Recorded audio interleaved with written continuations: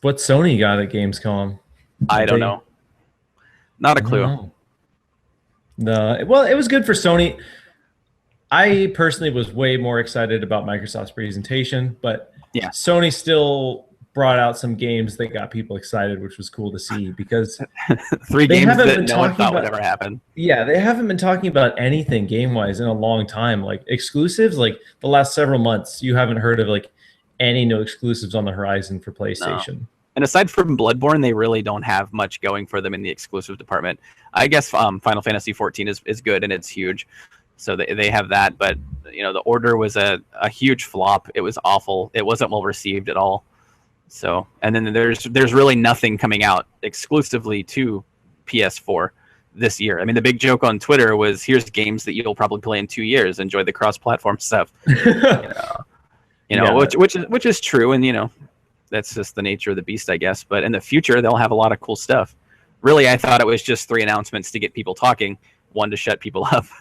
And, you know, it's hard for me to see those 3 announcements being more significant to the current generation than the Xbox one. There's just too much stuff that's going to happen recently and currently, and how the console is going to be evolving versus Square confirming that they're going to do a remake of Final Fantasy VII, knowing that they're notorious for delaying everything. If we're lucky, we'll see the game by 2018 or 19. If we're lucky. And that's if it doesn't get shelved or canned or picked up by another developer, or it'll be in Square development hell forever. And then it's going to come out, and it's not even being developed by the entire original team. So the people that are expecting it to be just a remake and just a verbatim remake are going to be disappointed. It's probably going to have a more up-to-date battle system. They're probably going to change some of the dialogue and some of the character interactions.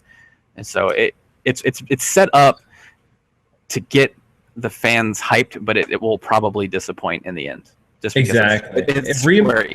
Remakes are super risky. I mean, people are excited about the concept of a dark and gritty kind of Final Fantasy VII remake, but their nostalgia is going to be killed. All the things they loved about Final Fantasy VII originally are not going to be there. It's going to be a completely different game. The battle mechanics are not going to be the same. A lot of like the goofy, cheesy stuff from the original, we can guarantee that's not going to be there.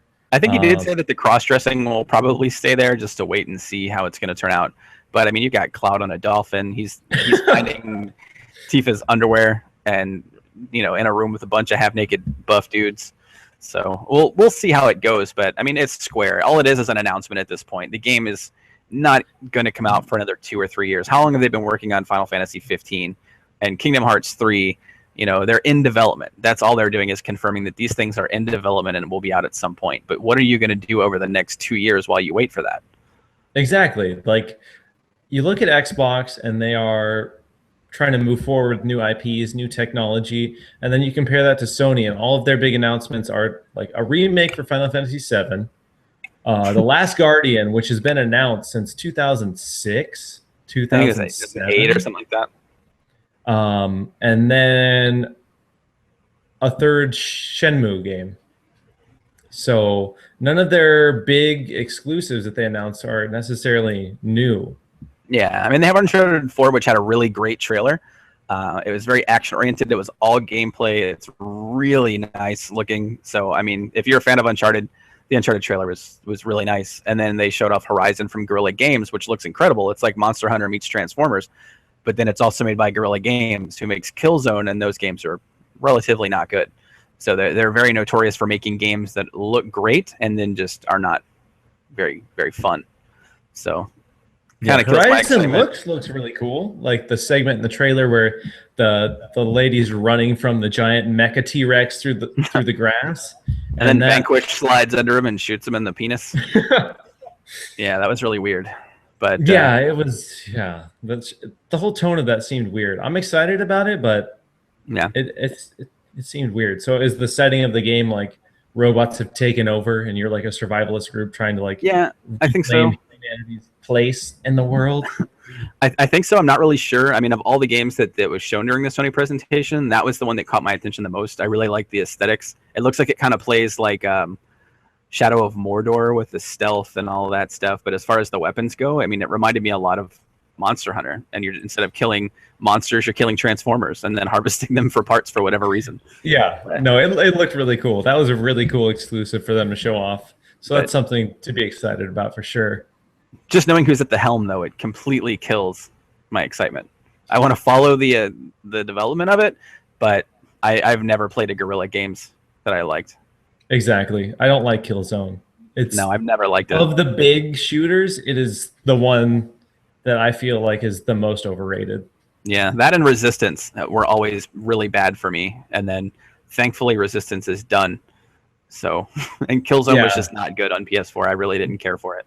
Resistance was such a cool idea, but then you actually play it and it just feels so bad. Because we've all played stuff like Halo and Call of Duty that controls tight and well, and then you go to Resistance, you're like, what? These guns are all over the place. Why is this gun shooting through walls and bouncing? And what? Yeah, not a fan. Not a fan of Resistance. Not a fan of Killzone. So we'll see. But I don't know. I'm with you. Like the big announcements were all. It just seemed like they were just announcements. Like we are going to start development on this, and it's cool. You know, if you're a PlayStation guy and you really wanted a Final Fantasy VII remake for years, and they announced it, you know it's going to happen.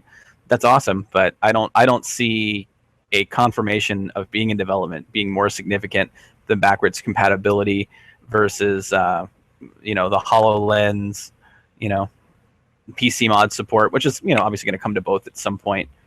But you know, there were just huge announcements that came out of the Xbox camp that was overshadowed by an announcement of a remake of a game that's not going to be releasing anytime in the next 2 years. Yeah, people exploded like, oh, Sony wins E3 because of Final Fantasy VII Remake. And the whole winning E3 argument is so stupid anyway. It's so stupid. I mean, I get it. You're excited. Final Fantasy VII, everybody loves it. But Jesus, it's a remake. It's not going to beat out new IP that are coming out. No.